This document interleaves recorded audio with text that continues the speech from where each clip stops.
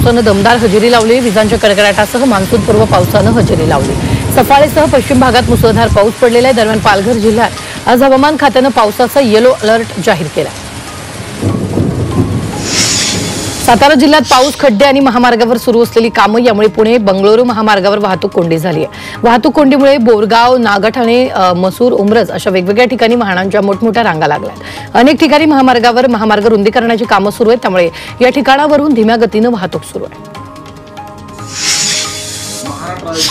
पुण्यातील वैष्णवी हगवणे प्रकरणी अनेक प्रतिक्रिया येत आहेत। हगवणे कुटुंबियावर UAPA अंतर्गत कठोर कारवाई करावी अशी मागणी रिपब्लिकन पार्टी ऑफ इंडियाचे खरात गटाचे अध्यक्ष सचिन खरात यांनी केली। वैष्णवी हगवणे प्रकरणात माझी बदनामी केली जाते अशी प्रतिक्रिया उपमुख्यमंत्री अजित पवारांनी दिली आहे। तर दोषींवर कठोर कारवाईची सूचना दिल्या असून चौकशीसाठी अधिक पथकं नेमण्याची सूचना केली असंही अजित पवार म्हणाले। रोहिणी खडसेंनी आज कसपटे कुटुंबियांची भेट घेतली। वैष्णवीच्या केसमध्ये संशय येण्यासारखा प्रकार असल्याचं रोहिणी खडसेंनी म्हटलं। वैष्णवीच्या अंगावर 19 खुना असून प्रकरणात सौम्य कलमं लावली आहेत असं रोहिणी खडसेंनी म्हटलं। राजेंद्र आणि सुशील हगवणेच्या अटकेनंतर पोलिसांनी योग्य ती कारवाई केली। यापुढेही ते योग्य कारवाई करतील अशी प्रतिक्रिया मुख्यमंत्री फडणवीसांनी दिली। इतकंच नाही तर नियमात बसलं तर मकोका लावणार असल्याचं मुख्यमंत्र्यांनी सांगितलंय। वैष्णवी हगवणे मृत्यू प्रकरणावरून राऊतांना सरकारवर हल्लाबोल केला। राज्यातील कायदा सुव्यवस्थेची स्थिती चिंताजनक असल्याचं त्यांनी म्हटलंय। सोबतच राज्यातील पोलीस राजकीय दबावाखाली काम करत असल्याचा टोला राऊतांनी लगावला।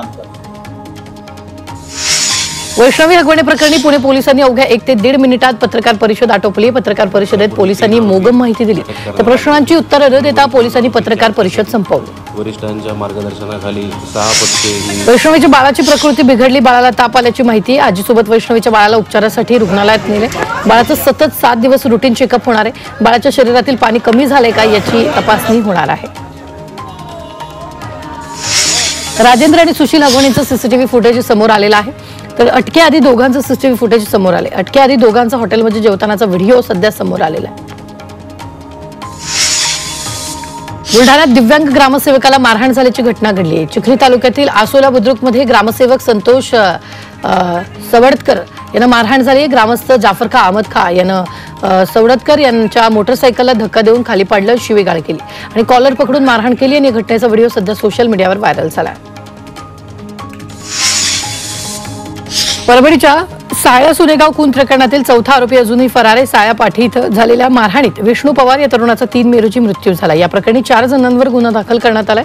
4था आरोपी सापडत नसल्यानं विष्णू पवार कुटुंबियांनी जलसमाधी आंदोलनाचा इशारा दिलाय।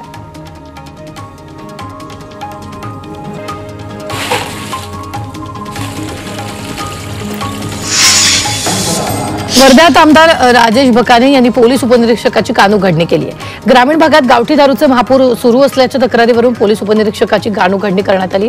तसंच दारूबंदी असून ही दारू मिळतेच कशी असा सवाल यावेळी बकानेंनी उपस्थित केला।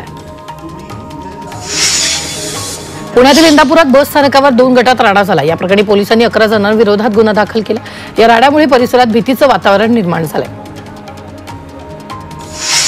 नवी मुंबईतील सांदपाडा खाडीजवळ एका अज्ञात व्यक्तीचा मृतदेह आढळून आला। 5 ते 6 दिवसांपूर्वीचा हा मृतदेह असल्याची शक्यता वर्तवली जाते आणि या घटनेमुळे परिसरात खळबळ उडाली आहे। या प्रकरणी पोलिसांकडून सध्या तपास सुरू आहे।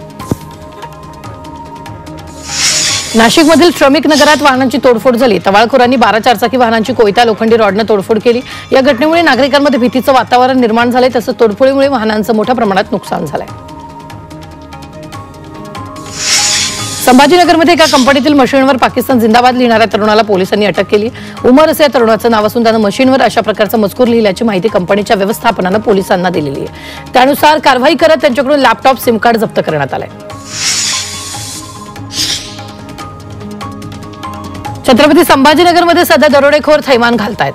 आलोकनगरमध्ये शस्त्रधारी 6 दरोडेखोरांनी कुलूप तोडून कुटुंबियांना शस्त्राचा धाक दाखवून मारहाण करत लुटलंय।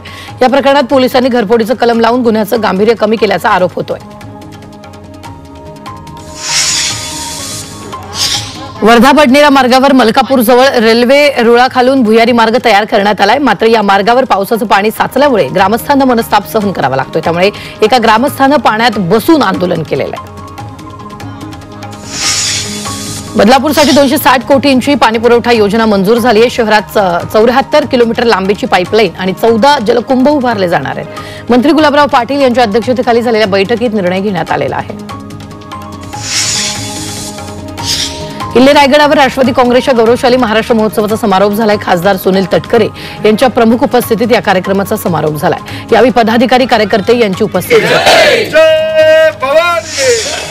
रस्ते वाहतूक विभागाच्या अधिकाऱ्यांनी रस्त्याची कामाची प्रत्यक्ष पाहणी करावी आणि असे आदेश अतिरिक्त महानगरपालिका आयुक्त अभिजित बांगर यांनी दिले.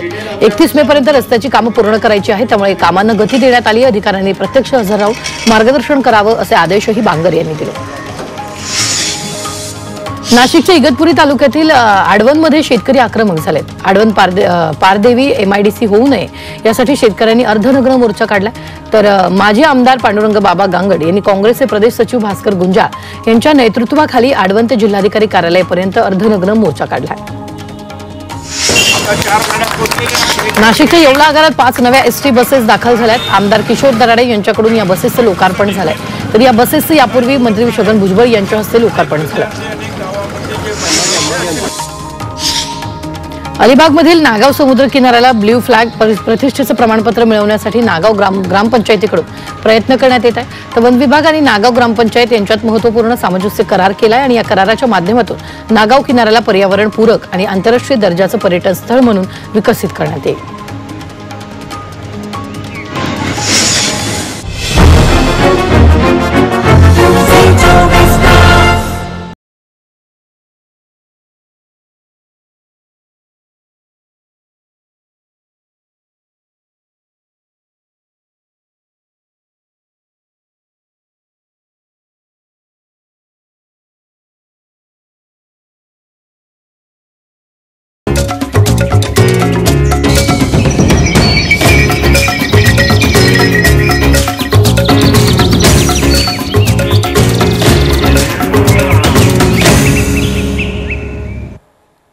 सोलापूर जिल्ह्यात गेल्या 8 ते 10 दिवसांपासून सलग पाऊस कोसळतोय. या पावसामुळे आंबा बागांना फटका बसलाय. वादळी वाऱ्यामुळे उत्तर सोलापूर तालुक्यातील 300 ते 400 केसर आंब्याच्या झाडांचं मोठं नुकसान झालेलं आहे. तर या नुकसानीचा आढावा घेतला आमचे प्रतिनिधी अभिषेक आदेप्पा यांनी.